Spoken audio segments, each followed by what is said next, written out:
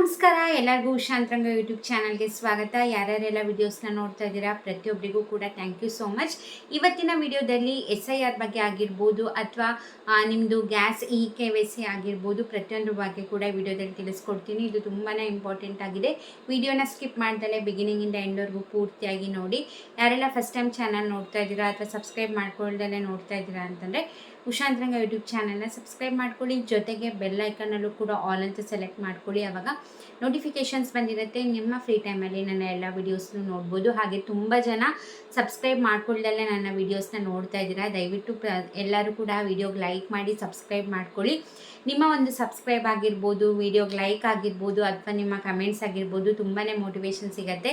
ಇದೇ ರೀತಿ ನಿಮಗೆ ಯಾವಾಗಲೂ ನನ್ನ ಚಾನಲಲ್ಲಿ ರಾಜ್ಯ ಸರ್ಕಾರ, ಕೇಂದ್ರ ಸರ್ಕಾರದಿಂದ ಬರುವಂಥ ಹೊಸ ಅಪ್ಡೇಟ್ಸು ಪ್ರತಿಯೊಂದು ಕೂಡ ನಿಮಗೆ ಅಪ್ಡೇಟ್ನ ಮಾಡ್ತಾ ಇರ್ತೀನಿ. ಸೊ ಹಾಗಾಗಿ ದಯವಿಟ್ಟು ಪ್ರತಿಯೊಬ್ಬರು ಕೂಡ ಸಪೋರ್ಟ್ ಮಾಡಿ, ವಿಡಿಯೋನ ಸಂಪೂರ್ಣವಾಗಿ ನೋಡಿ. ಇಷ್ಟ ಆದರೆ ಲೈಕ್ ಮಾಡಿ. ಹಾಗೆ ನಿಮಗೆ ನನ್ನ ವೀಡಿಯೋಸಿಂದ ಇನ್ಫಾರ್ಮೇಷನ್ ಸಿಗ್ತಾ ಇದೆ, ಹೆಲ್ಪ್ಫುಲ್ ಆಗ್ತಿದೆ ಅಂತಂದರೆ ನಿಮ್ಮ ಫ್ರೆಂಡ್ಸ್ ಆ್ಯಂಡ್ ಫ್ಯಾಮಿಲಿಗೂ ಕೂಡ ತಿಳಿಸಿ.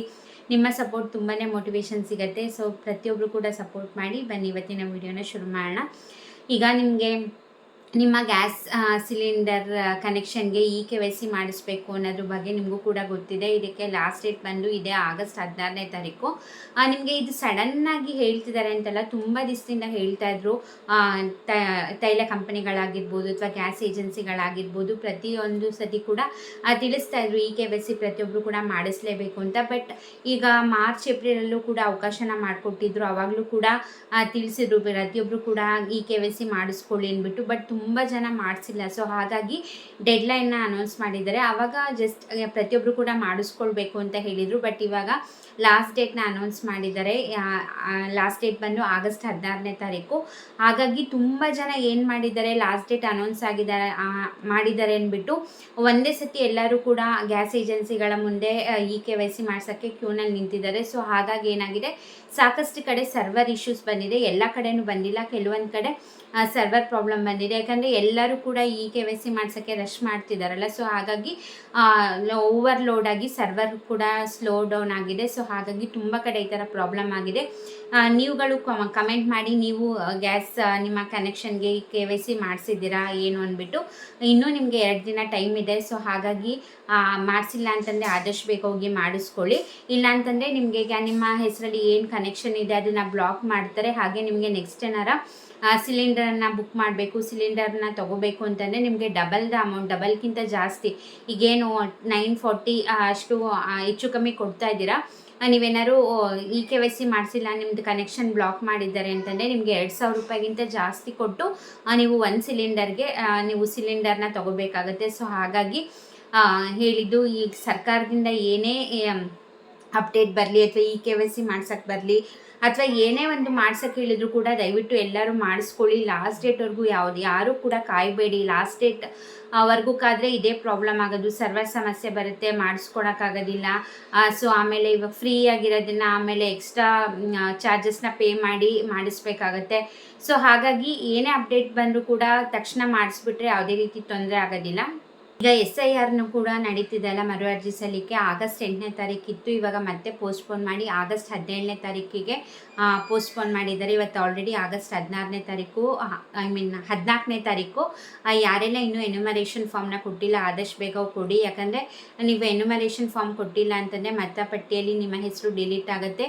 ನೀವೇನಾದ್ರು ಗ್ಯಾರಂಟಿ ಯೋಜನೆಯಿಂದ ಲಾಭ ಪಡ್ಕೊಳ್ತಿದ್ರೆ ಅಥವಾ ಯಾವುದೇ ರೀತಿ ಸರ್ಕಾರದ ಯೋಜನೆಯಿಂದ ಲಾಭ ಪಡ್ಕೊಳ್ತಿದ್ರೆ ನಿಮಗೆ ಆ ಯೋಜನೆಗಳೆಲ್ಲ ಕ್ಯಾನ್ಸಲ್ ಆಗಿಬಿಡುತ್ತೆ. ನಿಮ್ಮ ಮತಪಟ್ಟಿಯಲ್ಲಿ ನಿಮ್ಮ ಹೆಸರು ಇದ್ದರೆ ಮಾತ್ರ ನಿಮಗೆ ಇನ್ನು ಮುಂದೆ ಗ್ಯಾರಂಟಿ ಯೋಜನೆಗಳ ಲಾಭ ಆಗಿರ್ಬೋದು ಅಥವಾ ಬೇರೆ ಯಾವುದೇ ಸರ್ಕಾರದಿಂದ ಬರುವಂತಹ ಯೋಜನೆಗಳ ಲಾಭನ ಪಡೆಯೋಕ್ಕಾಗೋದು. ಸೊ ಹಾಗಾಗಿ ನೆಗ್ಲೆಕ್ಟ್ ಮಾಡಬೇಡಿ. ಯಾರೆಲ್ಲ ಎನ್ಯುಮರೇಷನ್ ಫಾರ್ಮ್ನ ಕೊಟ್ಟಿಲ್ಲ ಆದಷ್ಟು ಬೇಗ ಫಾರ್ಮ್ನ ಕೊಡಿ. ಅದೊಂದೇ ಅಲ್ಲ, ಕೊಟ್ಟ ಮೇಲೆ ಯಾರ್ಯಾರೆಲ್ಲ ಕೊಟ್ಟಿಲ್ಲ ಒಂದ್ಸತಿ ನಿಮ್ಮ ಫಾರ್ಮು ಆನ್ಲೈನಲ್ಲಿ ಸಬ್ಮಿಟ್ ಮಾಡಿದಾರಾ, ಚುನಾವಣಾ ಆಯೋಗ ಇದರಲ್ಲಿ ಸಬ್ಮಿಟ್ ಮಾಡಿದಾರಾ ಅಂತ ಕೂಡ ಚೆಕ್ ಮಾಡಿ.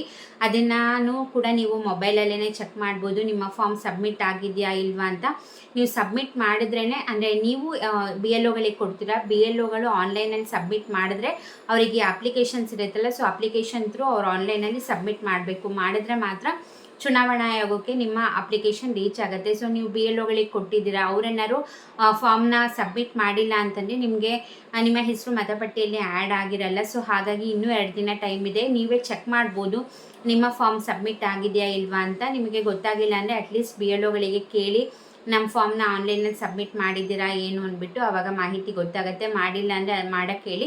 ಇನ್ನು 2 ದಿನ ಟೈಮ್ ಇರೋದು. ನೀವು ಫಾರ್ಮ್ನ ಅವ್ರಿಗೆ ಕೊಟ್ಟರು ಕೂಡ ಅವ್ರು ಮಾಡಬೇಕು. ಅದು ನೀವು ಕೊಡೋದು ಇಂಪಾರ್ಟೆಂಟು, ಅವರು ಆನ್ಲೈನಲ್ಲಿ ಸಬ್ಮಿಟ್ ಮಾಡೋದು ಕೂಡ ತುಂಬಾ ಇಂಪಾರ್ಟೆಂಟ್ ಇರುತ್ತೆ. ಸೊ ಹಾಗಾಗಿ ಅದನ್ನು ಕೂಡ ತಿಳಿಸಿ. ಹಾಗೆ ರೇಷನ್ ಕಾರ್ಡ್ ಬಗ್ಗೆ ಕೂಡ KYC ಅಪ್ಡೇಟ್ ಏನಿದೆ ಅದ್ರ ಬಗ್ಗೆ ನಾನು ಆಲ್ರೆಡಿ ಸಪ್ರೇಟಾಗಿ ವಿಡಿಯೋನ ಮಾಡಿದ್ದೀನಿ. BPL ರೇಷನ್ ಕಾರ್ಡ್ ಹೇಗೆ KYC ಯಾರ್ಯಾರು ಮಾಡಿಸ್ಬೇಕು, ಹಾಗೆ ನೀವು ಮಾಡಿಸಿಲ್ಲ ಅಂತಂದರೆ ಏನೇನೆಲ್ಲ ಸೌಲಭ್ಯಗಳು ಕಳ್ಕೊಳ್ತೀರಾ, ಹೇಗೆ ಮಾಡಿಸ್ಬೋದು, ಆನ್ಲೈನಲ್ಲೂ ಮಾಡ್ಬೋದು, ಆಫ್ಲೈನಲ್ಲೂ ಮಾಡ್ಬೋದು, ಹಾಗೆ ಏನೆಲ್ಲ ಡಾಕ್ಯುಮೆಂಟ್ನ ಕೊಡಬೇಕು ಪ್ರತಿಯೊಂದನ್ನು ಕೂಡ ನಾನು ಹಿಂದಿನ ವಿಡಿಯೋದಲ್ಲಿ ಡೀಟೇಲಾಗಿ ರೇಷನ್ ಕಾರ್ಡ್ KYC ಬಗ್ಗೆನೇ ತಿಳಿಸಿದ್ದೀನಿ. ಸೊ ನಿಮಗೆ ಇಂಟ್ರೆಸ್ಟ್ ಇತ್ತು, ನೀವು ಇನ್ನೂ ಏನಾರ ಮಾಡಿಸ್ಬೇಕು ಅಂತಂದರೆ ಒಂದ್ಸತಿ ಆ ವಿಡಿಯೋನ ನೋಡಿ. ಕಂಪ್ಲೀಟಾಗಿ ಮಾಹಿತಿನ ಕೊಟ್ಟಿದ್ದೀನಿ, ನಿಮಗೆ ಪ್ರೋಸೆಸ್ ಈಸಿಯಾಗಿ ಗೊತ್ತಾಗುತ್ತೆ.